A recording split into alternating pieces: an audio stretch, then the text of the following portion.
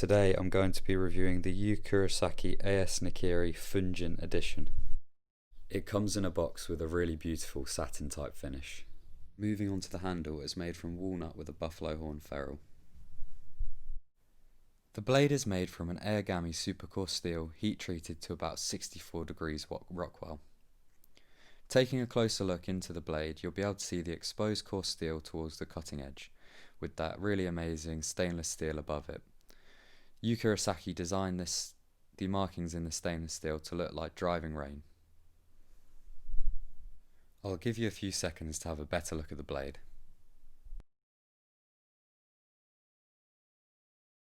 The blade has a height of 51mm and a cutting edge of 160mm.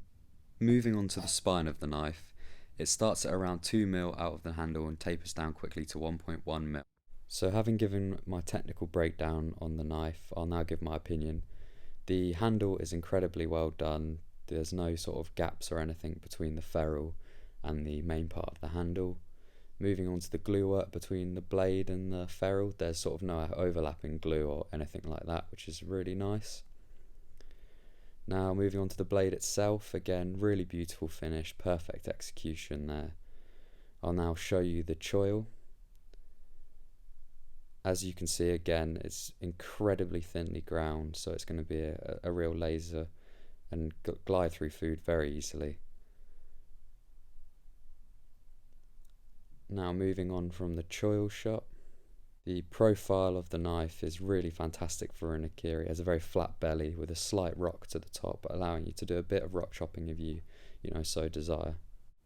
So having given a quick technical overview of the knife and my sort of brief initial first impressions, I'll now chop a few different types of veg with it to sort of show you how it deals with them. Starting with the tomato, I cut the base off just to give me something to work from, and then I'll do some freehand chopping just to show you how sharp it is, straight out of the box. So the initial cut glided through, really easily.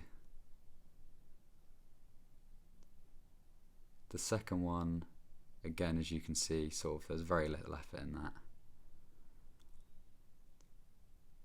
However, it does sort of struggle a little bit with this third cut, which isn't something you'd really expect of a knife of this cost, straight out of the box. However, if you did give it a quick strop on leather or, quick sharpen, then, it would be very sharp, very quick. So as you can see, it dealt with the tomato very easily. Now moving on to the cucumber. It effortlessly cut through the outer layer of skin of the cucumber. But this would be expected due to this being quite a soft vegetable. Now you can really see, the usefulness of the Nakiri coming through with the next sort of shot. Really easily creating these nice flat pieces of cucumber.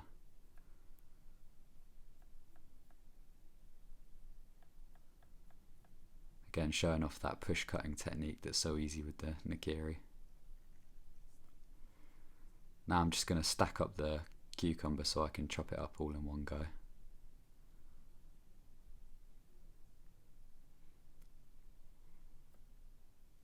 Again, showing you the sort of the classic use for what the Nakiri was made with that push chop.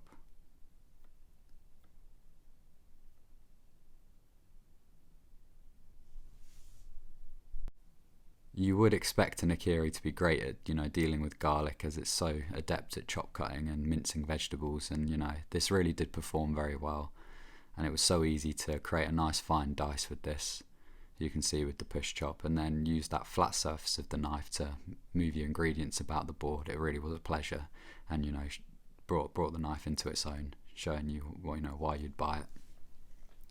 So having given you a brief technical overview of the knife and showed it chopping some different vegetables, I thought I'd go away and use it in my kitchen for a month. My findings from this were it maintained an edge extremely well. I do admit I did go away and give it a bit of a sharpen after the initial reviews, and then regularly stropped it between use. But yeah, that was just to maintain the edge, which it did extremely well. However, you would expect this from an Airgami supercore steel knife. Touching on that for a moment, as I said in the video, the cutting edge is slightly exposed, and if you did leave water on there it would rust, so just make sure to clean that after every use. Yeah, so overall I would highly recommend this knife after using it in the kitchen for a while. Thanks for watching my review of the Yu Kurosaki AS Nakiri Fujin edition. Please don't forget to like, comment and subscribe as I'll be releasing regular videos over the next few months.